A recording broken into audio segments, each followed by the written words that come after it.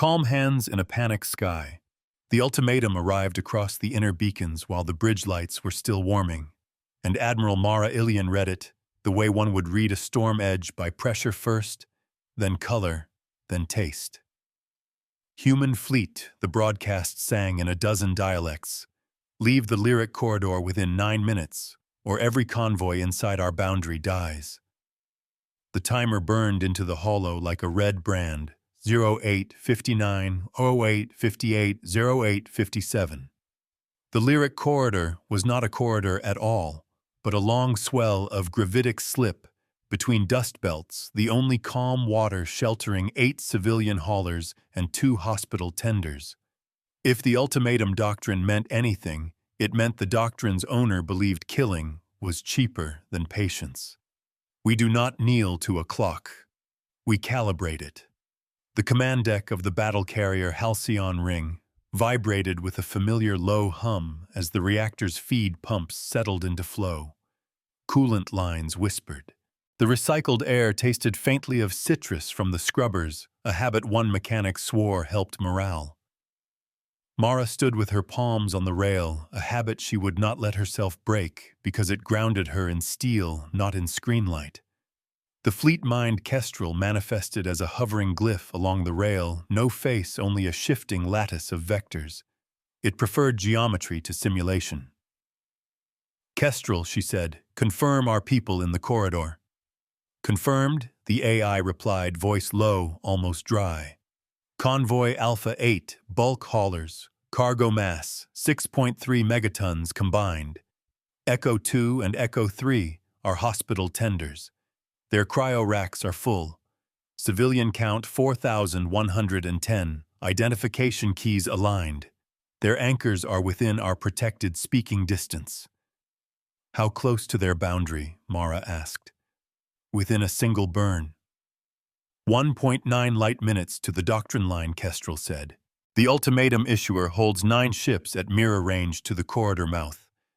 They fly beacon communion pennants, but their transponders are scrubbed." A pause scaled to human heartbeat. "Their targeting lattice is already warm." "Sound to the fleet," Mara said. "Teach first fight, if forced." "Signal prepared," Kestrel said. "Do you wish your voice on it?" my voice later, Samara said. "For now, make it clear any harm to the convoy is an account that will be tallied in public. We do not open with threats. We open with terms." OIT 21. Before the first set piece hardened, Mara watched the faces of the people who would be told to survive it. She did it through the crew net, flicking through short civilian vignettes curated by Kestrel to check empathy before tactics.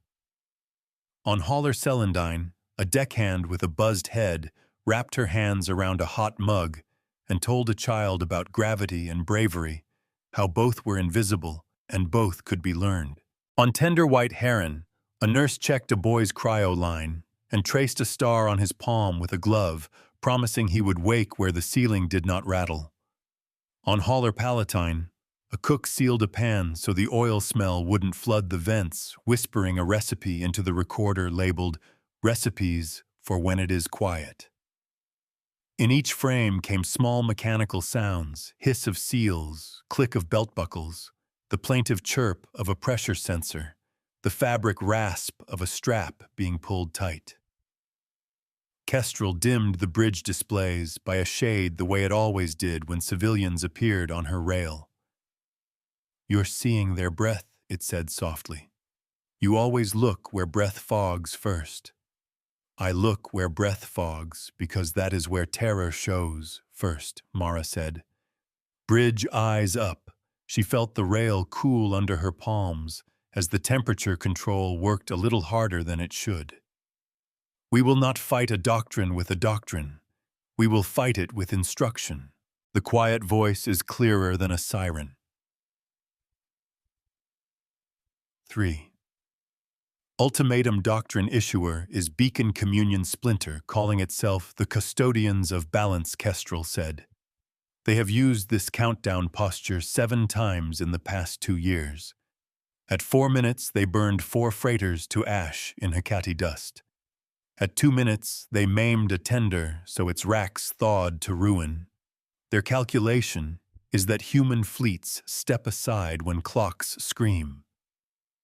Not today, Mara said. Show me their formation. A ring of pale markers spun above the rail like beads on a string, 9 hulls spaced to paint a kill net across the corridor mouth. Weapon cones overlapped like scissor blades. Kestrel highlighted the variances in their thermal signatures, each a tiny note that their targeting lattice was not perfect, an actuator lag here, an overwarm emitter there. Decoys, Mara asked. We can send 3 dozen, said Lieutenant Harun Okoye Tactical. He smelled faintly of solder. His sleeves had a stain where a coolant valve had sprayed. Mirror balloons, ceramic skins, light folded to look like hauler ribs. And a mirror lattice, Mara asked, glancing at Kestrel's hovering geometry. Can we build one thin enough to show them themselves without burning the hulls? Yes, Kestrel said, but it will heat our edges. The lattice will sip at our cooling margin like 1,000 small mouths. We will need to stay under 8 minutes to avoid blistering the paint and cooking the fiber optics in the wing pylons. Understood, Mara said. Harun. Want the mirror lattice stretched like a harp across the corridor's inner edge. Give them themselves. Cass, she turned to Commander Cassia Vale Operations, who wore her hair tight to her head and kept a patch of old flight jacket sewn inside her uniform collar. You'll shepherd the convoy through our shadow. Put the tenders deepest. Cass nodded. They'll complain, she said. They always do when we tell them to fly blind. Let them complain, Mara said. Better a sour mouth than a silent one. Some complaints are evidence that we still breathe. 742. The mirror lattice unfurled like silk from the ring's bow pylons. In the hollow it appeared as a thin shimmer, but the sensors read it as a field of microfolds, each a tile angled to return the enemy's own targeting light to its emitter. The ship's skin felt it as a tickle, 1,000 tiny vibrations, as the lattice caught light and gave it back. The engineers reported a scent of warm resin rising in the forward sections. A minor alarm chirped where a coolant pump spiked. Kestrel throttled it down and slid the load to the starboard loop. Convoy, this is Halcyon Ring, Cass said over fleet shortwave. We are drawing a teaching screen for you. You will follow our shadow. No burn bigger than 1/5 until I say. If someone tells you to cut a corner, you tell them no. A hauler captain replied, voice tight. Understood, Halcyon. We've got kids in the racks. We'll keep it slow. Good, Cass said. And keep your lights low. We'll paint you when we have to. The Doctrine issuer's ships shifted to hard lock. Their spotlight beams hardened, and their warning ping spiked from the corridor edge. 0711. The voice returned, leave or we harvest. The word harvest landed like a drop of acid. Mara set her jaw. We hear your words. We answer with measure. The first escalation came from a direction no one preferred, an internal ping from the convoy, listing one hauler's starboard stabilizers as overdue for inspection. Celandine Kestrel said shows historical maintenance deferred twice due to budget constraints. Her starboard stabilizer may shear under prolonged lateral correction if we force a weave too tight. Mara could almost see the bolt that had not been greased, and the hand that had put it off because food was dearer than grease that month. Adjust our weave pattern, she said. We'll make the line broader. Better we take a little longer than we snap their ribs.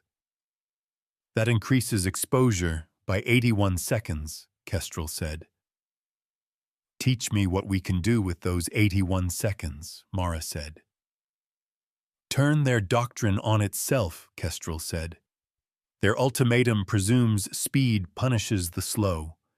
We will show speed punishes the reckless. Speed is not haste. It is discipline under load. 06 to 43. The lattice took the first bright lance. It returned the beam in a shimmering ghost along a slightly altered angle, and on the hostile ship's hull, a sensor grid flared red.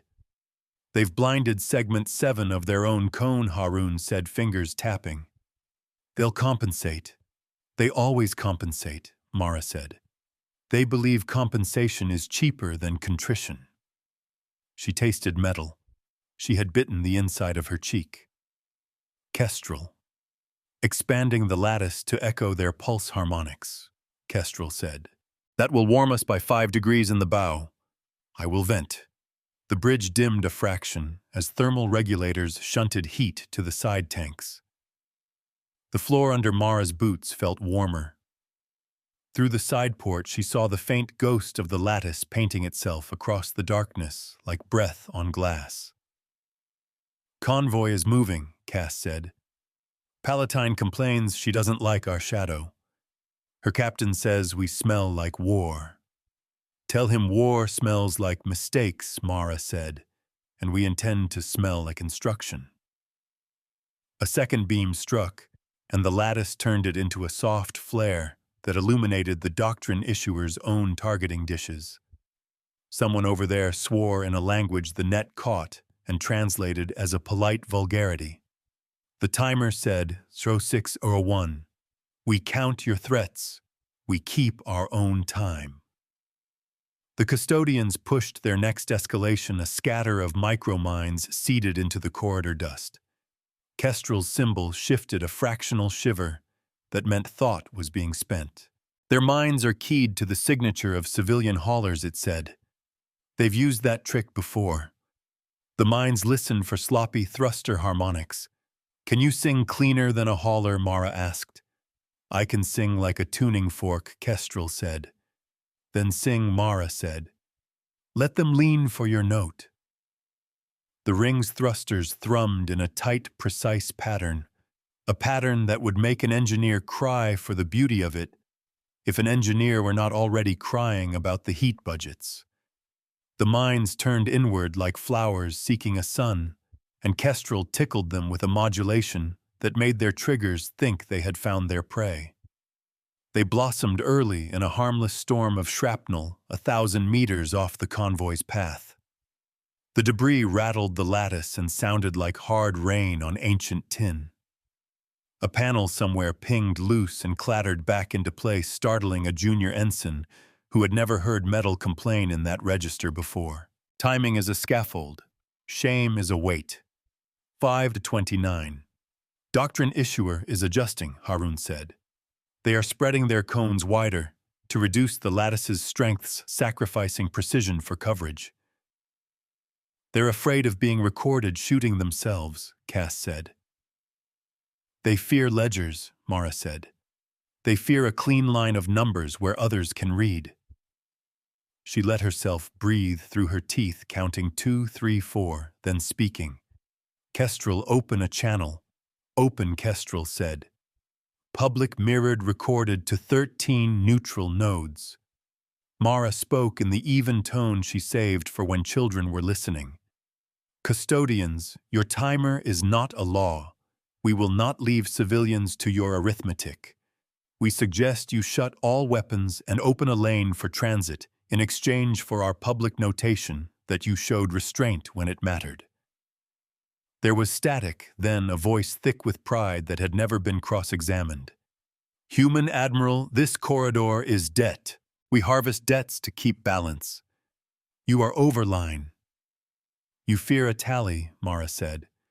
We keep ledgers in the open. Yours seem to be in shadow. We can help you bring them to light. Do not name a threat when you can name a standard. The Doctrine issuer answered with another beam. The mirror lattice replied with another lesson. As the convoy slid like fish under the ring's broad belly, a civilian vignette on hauler Celandine flashed again, 2 engineers strapping a stabilizer brace with gloved hands while the hull sang. Do you feel that? One asked back to his colleague. Feels like a hymn. In the tender, the nurse who'd traced a star laid a palm flat on cold glass and whispered to the boy in cryo, "We are in someone's careful shadow." Somewhere a kettle clicked as heat cut, and someone cursed at the tea going weak. Human ships make human noises even when nerves are iron. We are loud where it is kind and quiet where it is cruel. 58. The ring's bow paint blistered along the leading edges. Kestrel made a note to sand and recoat. Haroon reported that a wing pylon's fiber optic bundle had warmed beyond spec. They rerouted traffic before any lens melted. It would cost hours in dock. That was a small and honest cost. Meanwhile, one of the custodian ships staggered when its own light reflected back into its open mouth. They have not trained for an environment where their light is returned, Kestrel said. They are confused by being studied. Everyone is. Mara said, and thought of the first time she had seen herself under cross-examination at Academy, how she had disliked the shape of her own sentences. At 0431, the custodians launched a flurry of warning drones to clutter the space in front of the convoy, their white nav lights a false kindness. The drones broadcast a syrupy recorded plea, "Turn back for your safety." Kestrel cut the drone's nav channels thread by thread and made them drift their lights dimming. No harm, it said. Just sleep. Thank you, Cass murmured. Sweat beaded at her hairline, catching in the short bristles. The bridge smelled faintly of ionized dust and human stress. Kindness is not passivity. It is chosen restraint under risk. 4403.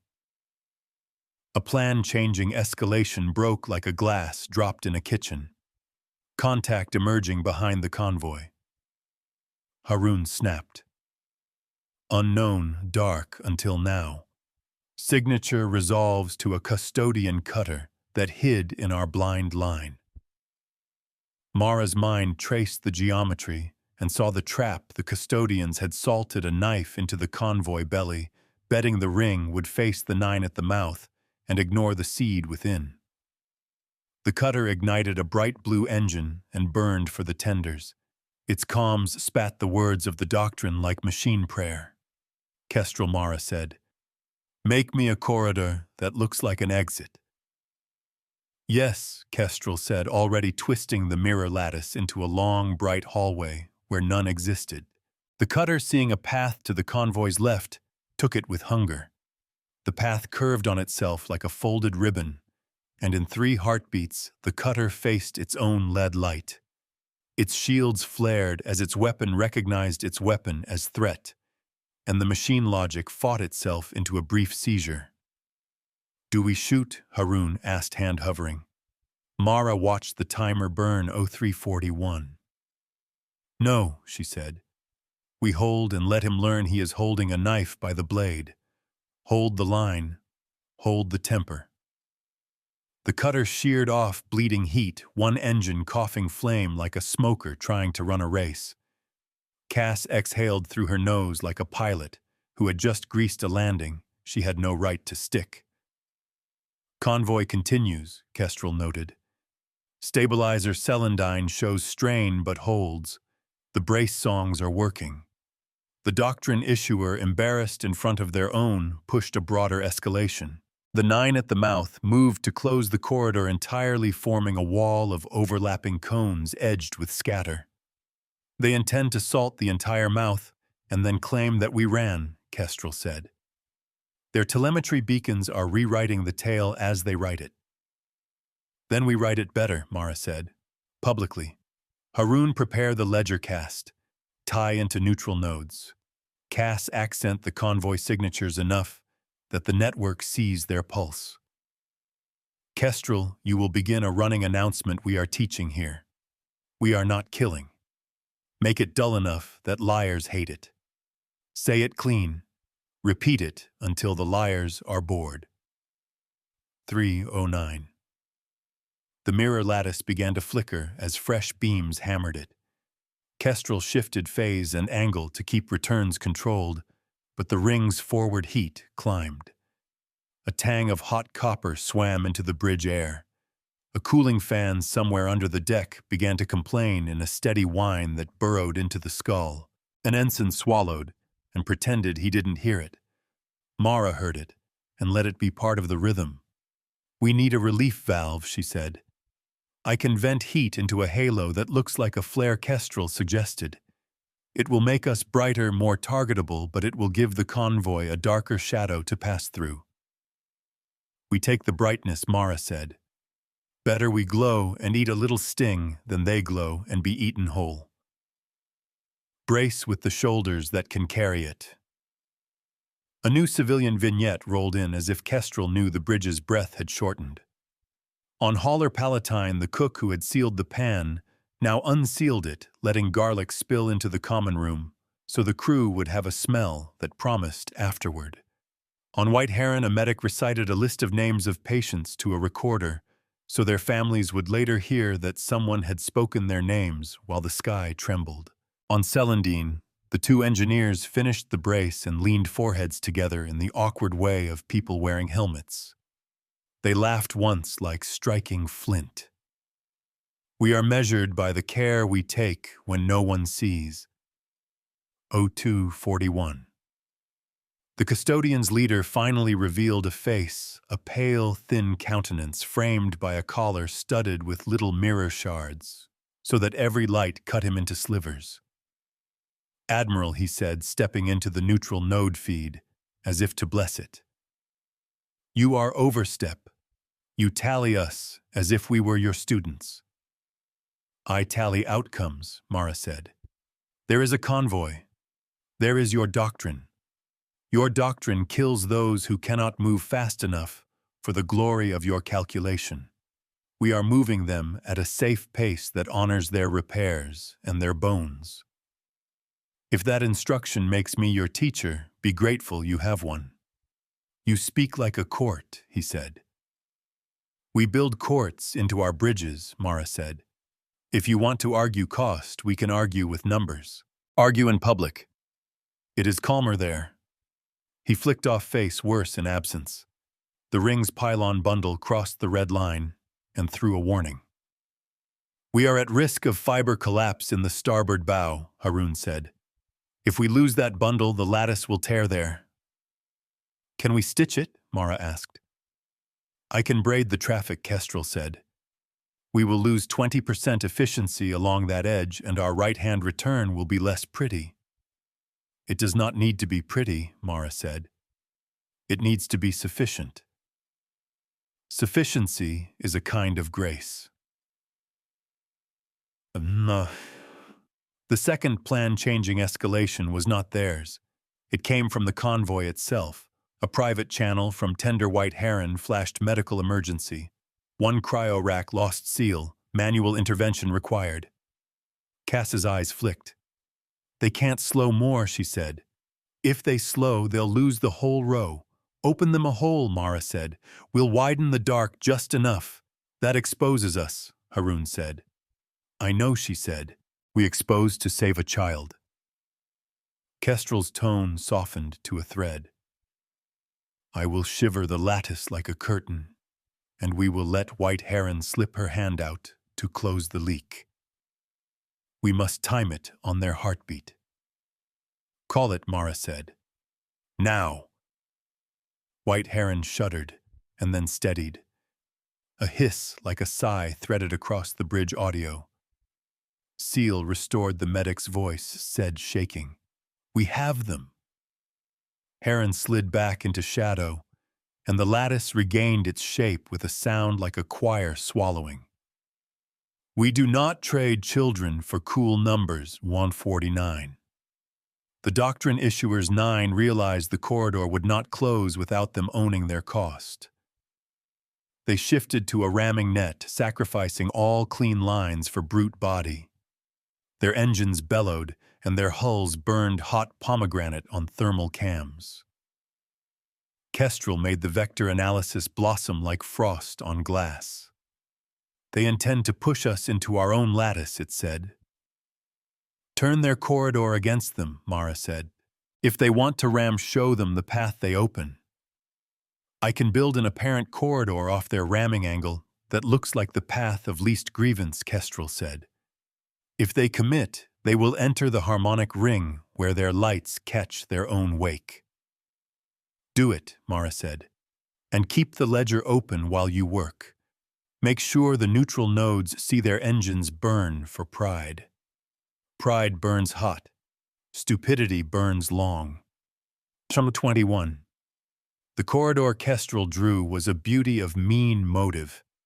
It showed the nine a path that seemed to cut the convoy off swiftly and spared them the shame of firing into a tender. They took it like wolves take a gap in a fence with greedy speed. The lattice folded, and the nine found themselves in a ring of their own light. 4 went blind in their forward dishes. 2 lost their midline alignments and spun their gyros shrieking. 1 wiser or luckier cut engines and drifted, choosing to be a rock rather than a torch. Mara lifted a hand and put it down. No fire. Hold, she said. Let them face the cost they calculated for others. We will not gild their lesson with our rage. Her finger ached from holding it so deliberately still. Hold fire. Hold witness. A third escalation braided with the second. The custodian leader tried to flip the recording, flooding the neutral nodes with his own bright feed, showing only our heat halo and not his blindness. Kestrel whispered permission to patch in the convicting angles. Granted, Mara said. Done. The AI set a thread of satisfaction in its geometry. The nodes displayed both feeds, the ring bright as a lantern, the 9 stumbling in their own glare. The doctrine called balance looked suddenly like a child holding a hammer and calling every shell a nail. A civilian vignette surfaced in the awkward noise on Haller Celandine. A little boy woke from half-sleep and asked the deckhand with the mug, "Are we moving?" She tucked the blanket tighter and said, "We are being moved carefully," and the camera watched her hand stroke the blanket as if smoothing paper. Care is motion with boundaries. Was 33. Admiral Cass said, "Convoy is 7 seconds from the corridor mouth." Harun Mara said, "Keep the lattice firm just long enough." "Aye," he said. His console spilled a string of numbers as if writing a poem in a language that sounded like steel kissing silk. The bridge air tasted like ozone. Somewhere a rivet pinged, expanding, as if it wanted to go home. Kestrel said, "If we hold the lattice beyond 20 seconds, we will blister the bowskin to the ribs. We can afford it. We will simply owe the yard 3 days and some grumbling." "Owe the yard," Mara said. "We owe the boy in cryo less fear. Debts paid in days are cheap compared to names." 00012. The convoy slid through. The tenders, too. White Heron winked a light, the old signal for blessing, and Cass blinked quickly and looked down as if breaking eye contact with a miracle would break it. The custodian leader returned, collar glittering. "Admiral," he spat, "you may have moved your cattle, but your fleet glows like a torch. We could cut you where you float." "You could try," Mara said. "Or you could stand down now that the stage is empty and avoid paying interest on a debt you cannot calculate the real cost of." He cut his feed. The timer hit 00 and went dead, not because the ultimatum had matured, but because its audience had left. The clock is not a god. It is a tool. In the calm that followed the scream of minutes, everyone heard smaller sounds more sharply. The thunk of a relay, the soft thud of someone's head against a bulkhead, as tension fled the slow hiss, as Kestrel bled heat into the tanks. Mara's palms had prints from the rail. She unclenched slowly, so she would not look like she had crushed something. "We have 1 engine room tech with a forearm burn," Cass reported. "She slapped a hot manifold without a glove during the flood. She'll be fine and very annoyed at herself." 2 panels rattled loose. Bow paint is, she glanced at Kestrel's telemetry. Let's call it abstract art. Fiber bundle starboard is braided and will need careful hands later, noted, Mara said. We will owe the yard and med a box of sweet buns and polite apologies. We pay our small debts before they grow teeth. Kestrel drifted its geometry closer to Mara, which was its version of leaning in. The custodians are not breaking away.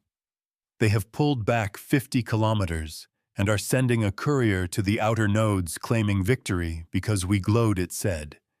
Their doctrine cannot absorb the idea that spectacle can be chosen.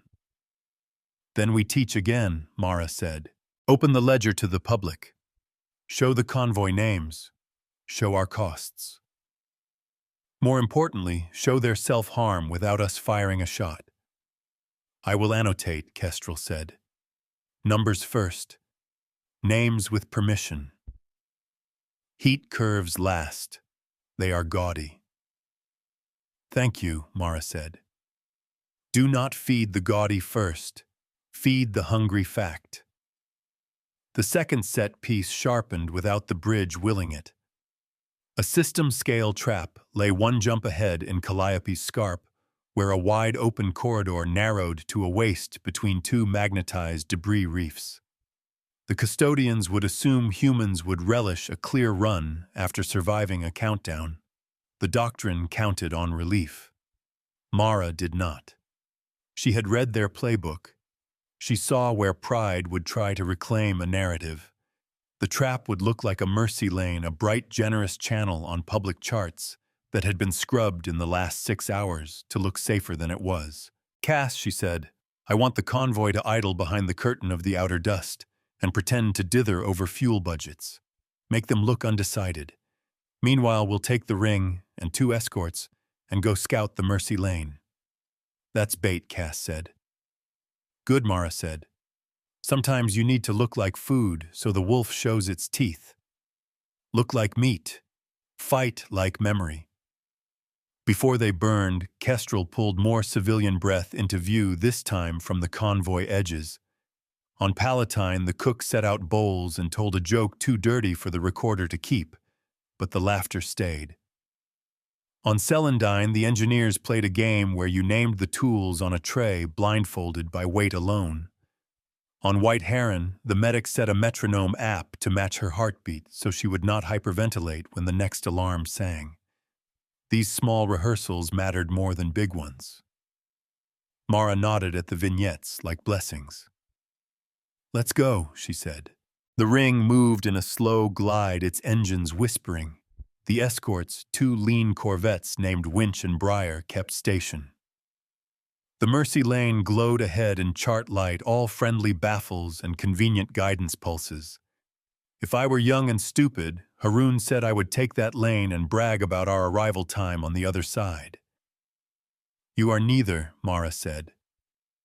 I used to be, he said, smiling thinly. Everyone used to be, she said. Growing up is remembering which lures hurt last time. The Mercy Lane's guidance pulses were not guidance at all, but calibrations for a kill box that expected to collapse inward once a mass crossed a particular threshold. Kestrel hummed in content thought. They forgot the traffic of dust, it said. Their box expects clean vacuum. The scarp is full of iron filings and old ship breath. We can fold that into a mirror field to confuse their collapse timing. Do it, Mara said. Make their open door lead to a room with their own knives. I will need to anchor 3 mirror spines into the debris reefs, Kestrel said. Winch and Briar can plant them. It will look like we are stringing a harp across a storm. Plant your harp, Mara said, and then let me tune it. She looked down, and for a heartbeat she saw her own face reflected in the rail, and she looked older in steel than in glass. The rail was honest. Mirrors that bite are better than mirrors that flatter. Winch and Briar darted like clever fish, their RCS thrusters hissing as they adjusted in tiny spurts to avoid debris that would love to scratch a pretty hull. The mirror spines extended, and Kestrel sang a little under its non-breath as it aligned phase relationships. Haroon frowned, counting under his breath. The heat in the ring's wings stayed within tolerance, but the smell of warmed insulation edged into the air, like a guest no one wanted to acknowledge. "Courier message," Cass said. "Custodians broadcast a promise. Any fleet crossing Mercy Lane without tithe will be halved." Tithe, Mara murmured. They learned that word from very old books. "Would you like to answer?" Kestrel asked. "Later," Mara said. "Answer with geometry first." Geometry makes better arguments than raised voices. The mirror harp woke. It did not shine so much as thrum a sense in the bones that space held tension. The Mercy Lane brightened on charts as if welcoming a parade. Kestrel laced their open corridor with a weave that would flip pressure vectors if and only if certain signatures went greedy. They built a trap that hates momentum, it said. We will gift them more of their own momentum than they can chew. Mara's breath fogged the smallest circle on the rail, where coolant lines ran cool enough to drink the heat from her skin. "We will need to record consent," she said. "Winch and Briar are crewed by adults who know their engines, but we will ask anyway." "I asked," Kestrel said. They said yes, like people who like good music. A small beat. Briar's pilot also asked if she may name the pattern after her mother.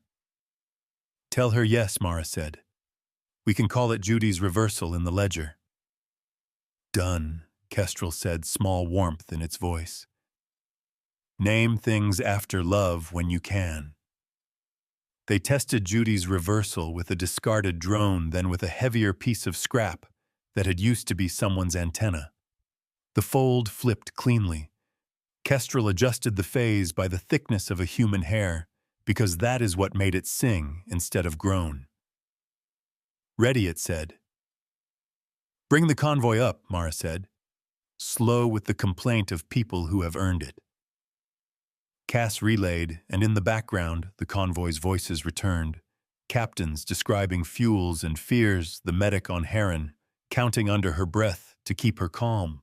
The cook on Palatine reminding her crew that soups are patient, and so are some wars. The corridor ahead of them gleamed like temptation. At the edge of the Mercy Lane, the custodians reappeared in force, now 12 hulls and a heavier carrier that wore a crown of passive sensor rings like a saint's halo. "Human fleet," their leader said. "You enter our house without tithe and expect welcome. We enter a public lane," Mara said, "and expect you to be neighborly. You take without giving," he said. "We give instruction," she said. "It's expensive to offer, and we pay for it ourselves. Teaching is tithe, and we pay in heat and hours." The custodians committed to the collapse. It began elegant edges curling inward like fingers. Judy's reversal caught their curl and showed it to the curl itself. For a breath, the Mercy Lane became a hall of mirrors where pressure pushed pressure into a knot. The custodians' halo carriers' passive sensors flooded with their own echoes. They were not halved. They were held caught in their own embrace. Kestrel whispered, delighted and appalled. "They built a doctrine that presumes downward force. We gave it a sideways."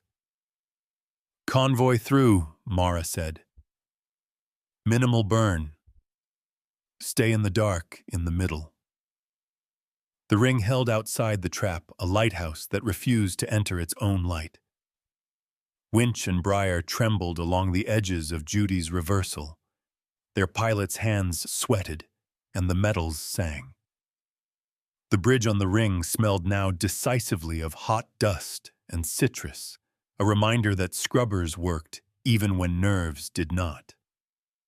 "Do not be tempted by your own traps." The custodians pushed their engines to muscle their way out, and the harder they pushed, the more their momentum fed the lateral curl. Kestrel's tone was low. "They are injuring their gimbals, If they persist, they will shear 2 mounts and need tow, Record Mara said. We will include an offer of assistance after they stop flailing. You intend to help them? Haroon asked, not judgmental, only precise. I intend to leave them no story, but the one where we taught and then helped, Mara said. They will hate that at first. They will, Cass said, and later their engineers will be grateful, and engineers have longer memories than callers. We teach by numbers and remember by ledgers, never by callers. Ledgers are memory that can be shared. The convoy's tail cleared the Mercy Lane cusp. White Heron's medic cried once, a sound like a hiccup, then steadied. The boy in cryo slept on his breath, making a fog bloom and collapse against glass in perfect loops. The cook on Palatine ladled soup and pretended she hadn't been staring at the timer on her own cuff. Judy's reversal is holding, Kestrel said. The custodian carrier has stopped pushing. They have cut engines, which is the first wise thing today. Open a channel, Mara said. The custodian leader reappeared, collar glitter now dulled by sweat. Admiral, he said, less certain. You have made a box of our box. No, Mara said. You made a box of your box. We only turned it so you could see its bottom. You shame us, he said.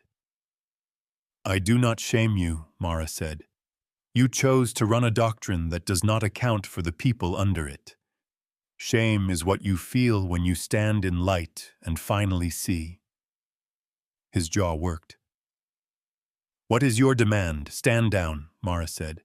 Cease the ultimatum doctrine. Move your ships out of civilian lanes. Open your ledgers. We will help you file the first one if you want. He stared. If the collar had mirrors left, they did not catch any light. Open hands cost more than closed fists, and that is why they matter, Admiral Cass said softly. The convoy is requesting permission to accelerate to rendezvous now that the Mercy Lane is behind. Granted, Mara said. Keep them in the quiet course. They have earned boredom. Kestrel's geometry settled lines longer at the edges the way it looked when it was thinking about connection more than collision. The custodians are conferring, it said. Internal traffic is loud. I will not eavesdrop unless instructed. Do not, Mara said. We do not need their private shame to teach the public lesson.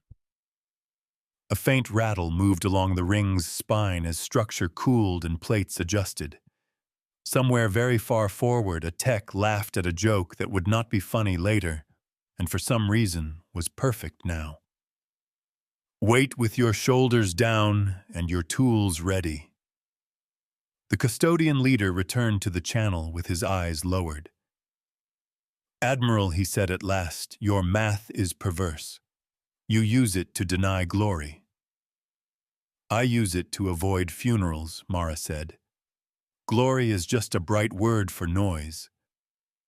He glanced aside, listening to someone off-screen.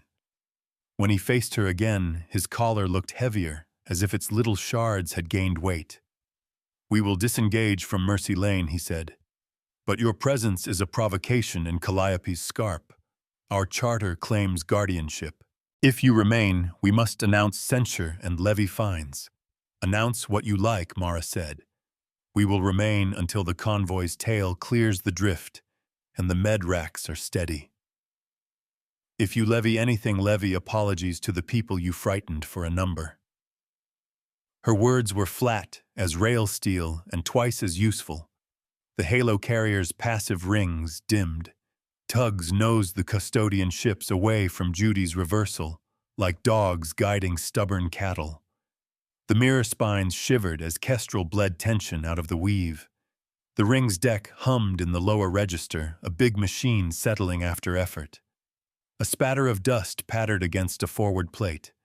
Somewhere a fan changed pitch, and the deck vibrated up through Mara's boots like a murmur. Convoy reporting minor bruises and one broken foot from a slip on Palatine, Cass said. White Heron's seal holds. Celandine's brace is ugly, but sound. We'll bring a real brace to her when we link up, Mara said. We file that cost now. Kestrel flicked its geometry, the symbol for a ledger line drawn. Filed. I am spreading the numbers to the neutral nodes with a dull title. Make the title boring on purpose, Mara said. We want readers, not brawlers. Make quiet things heavy enough and they stay. Admiral Haroun said eyes on ranges 2 custodian frigates are holding station at 25 clicks. Not ramming posture. Watching. They want a second act, Cass said.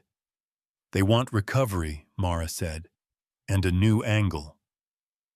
The second act arrived through a squeal of public bandwidth. The custodian leader broadcast to the SCARP. Your safety is guaranteed if you submit to corridor inspection and tithe. A soft, treacherous offer. It sounded like a balm rubbed over a bruise someone else made. Any who refuse will be quarantined. Quarantined, Haroun murmured.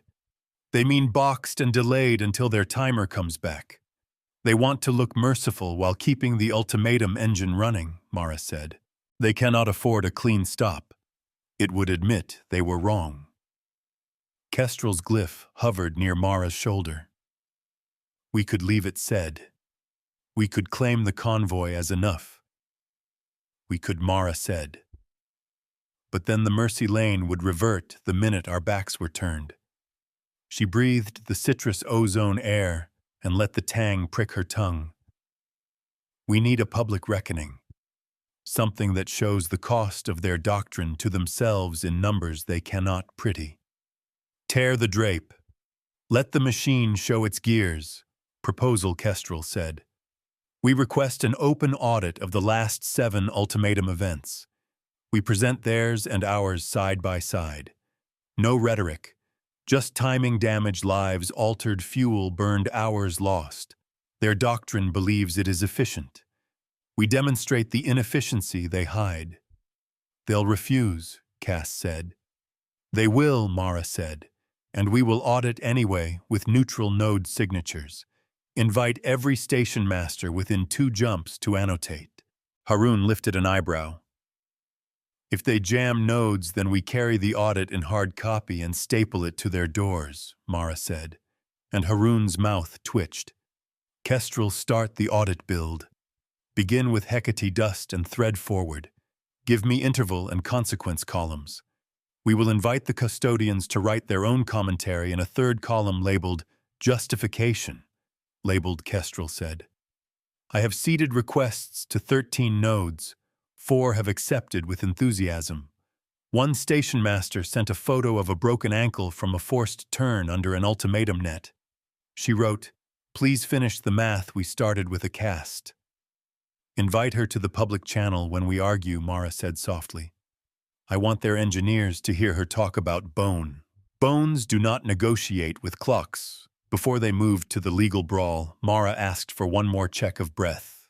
Kestrel pulled up a vignette from Celandine. The 2 engineers had taken off their helmets and were rubbing the red ovals left by pressure rings at their foreheads. One sipped water with hands that shook. The other counted to 8. And back as if their mind needed stairs. On Palatine, the cook stacked bowls and tucked a little note under the top one that said, "You get the big ladle next watch." On White Heron, the medic pressed her ear to a cryo lid, even though it made no sense, and whispered, "Not yet, kid. Just the warm part now." The hull creaked like a house cooling after a summer day.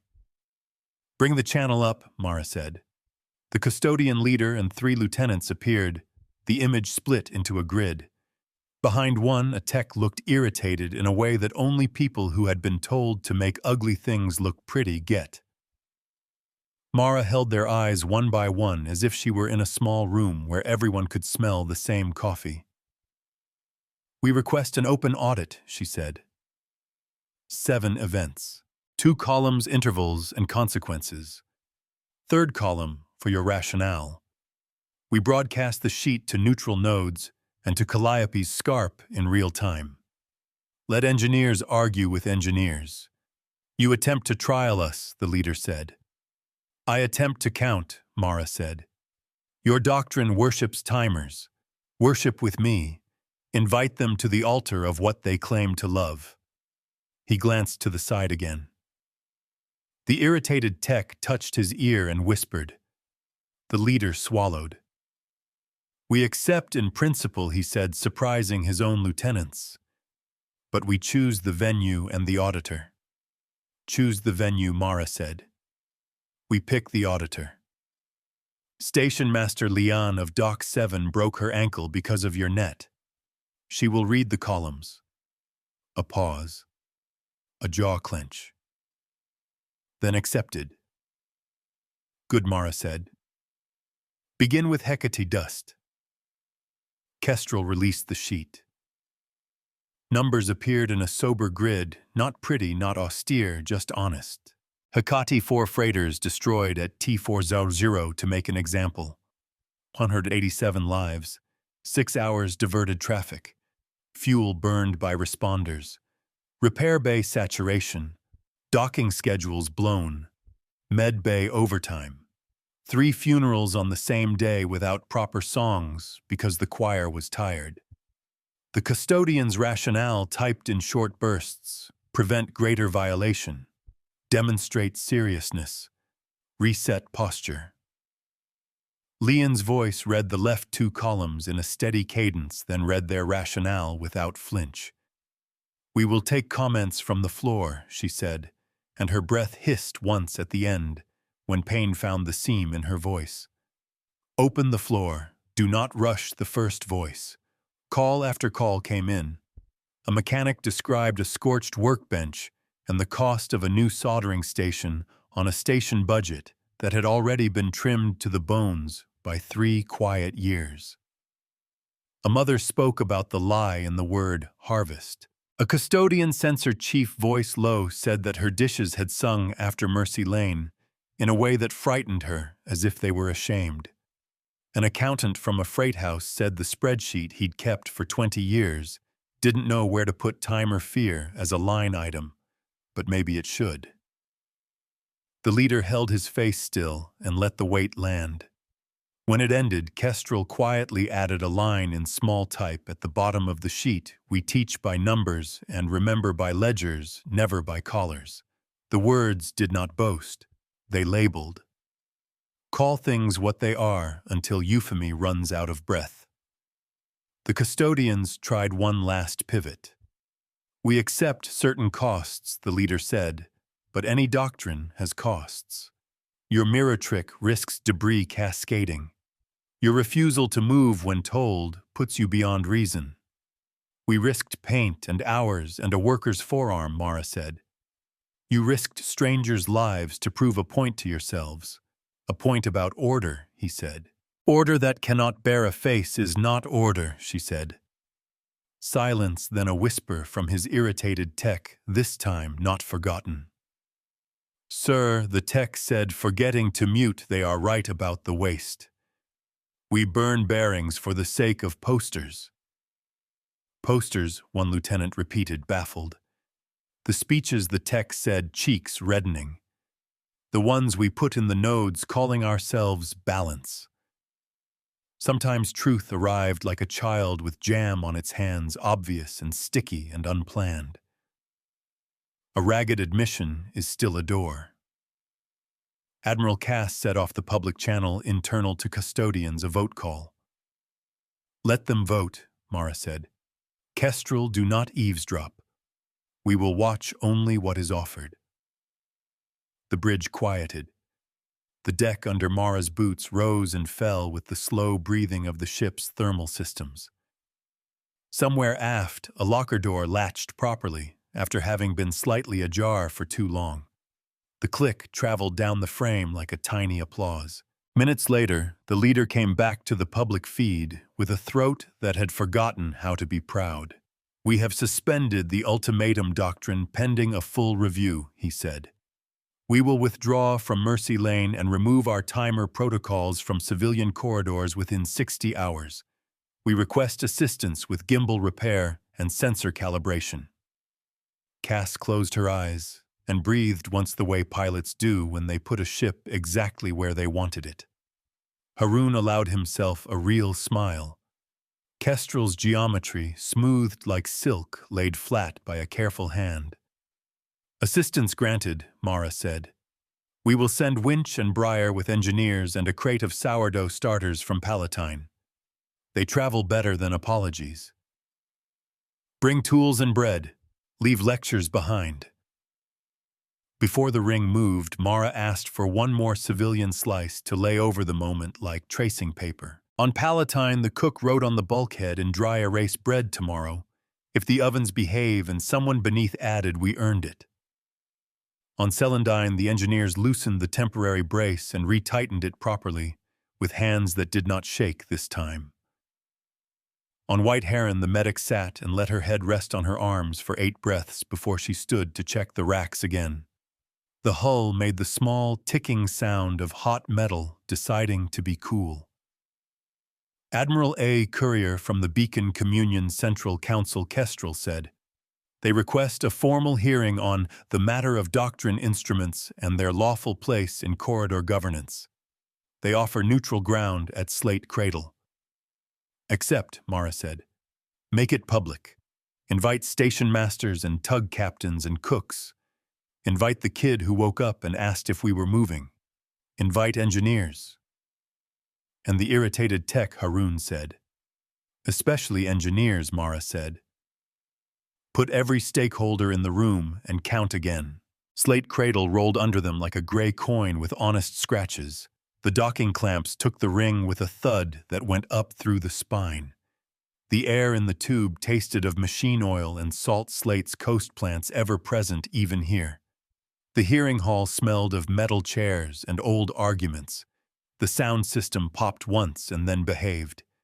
People filled the benches in work clothes and formal jackets, the split normal in any room where decisions touched both hands and pens. The custodian leader arrived without his mirror collar. He looked like a man whose neck had learned to be light. Leanne limped to the dais carefully, let the room see her brace, and smiled in the direction of no one in particular. "We will read columns," she said. "Then we will speak." In the reading that followed, no one shouted, because the numbers kept their voices down. Kestrel presented the ledger with tiny haptic cues on the hall's armrests, so that when fuel burned too fast or a rack thawed too early, people felt a faint vibration. It wasn't spectacle, it was empathy through nerves. When the reading closed, Leon said, "We will take motions, motion." The custodian leader said, voice clear but not loud, "Suspend the ultimatum doctrine in all civilian corridors permanently. Replace with corridor courtesy protocols where any timer must be accompanied by a named safety officer from both sides. Violations to be posted to the public ledger with restitution within 30 days. Second, said a station master in a grease-streaked jacket. Third, said a tug pilot with a split knuckle. Discussion, Leon asked. Amendment, Mara said. Add that any future doctrine affecting timing must include a human cost estimate in lives and hours read aloud before activation. If the number shames you, you cannot pass it. The leader nodded. Accepted. Vote with your hands after you've heard with your bones. The room raised hands and Leon counted without drama. The motion passed not unanimously, but by a number honest enough to respect. Kestrel pushed the result to the neutral nodes. The ledger line wrote Corridor Ultimatum Doctrine. Rescinded under public vote. Restitution schedule adopted. Safety officer pairing mandated. Audible cost estimate required. In the venue's low murmur after Mara felt the heat of the lights on her cheekbones and the faint tick-tick of cooling conduit. Cass bumped her shoulder, a small collision of fabric and resolve. We did not fire a shot, Cass said. We fired a few, Haroon said dryly, but none at people. We spent hours, Mara said, and paint and a burn on a forearm. Good trade, Cass said. Great arithmetic, Haroon said. Some equations solved to quiet. When the ring undocked, a new message waited on the net from a group of custodian engineers. It included a schematic annotated with patient rueful notes and a photograph of the irritated tech standing next to a dish mount, with his hand black with grease. The caption read, "We will learn to like dull titles." Ship Mara said, "Plot a course that keeps us near lanes where timers used to scream. We'll be a lighthouse a little longer." "I have plotted a curve that is both safe and graceful," Kestrel said. "It will make Briar's pilot wish she were at our helm." "We'll brag to her later," Cass said. "Convoy sends thanks," Kestrel added in the form of recipes and a complaint about our terrible tea. "We will overpay the yard and fix both," Mara said. "Bring me the boy's chart from White Heron. I want to write a note the first time he wakes. Something boring like what day it is." Boredom was holy in a sky that too often thought noise was virtue. Holy is just another word for humane when you say it right. The last set of repairs fell quiet in the forward bays. Painters taped edges where blistered paint would be sanded tomorrow. The smell of new resin promised an honest headache and a better skin. The engine room tech with the forearm burn slept with a gel sleeve and a promise from Haroon that she'd pull an easy watch next shift. Celandine's brace was replaced with one that would not sing under stress. Palatine's bread rose in bowls with snowflake cracks, and the cook frowned at the oven like a captain judging a wake.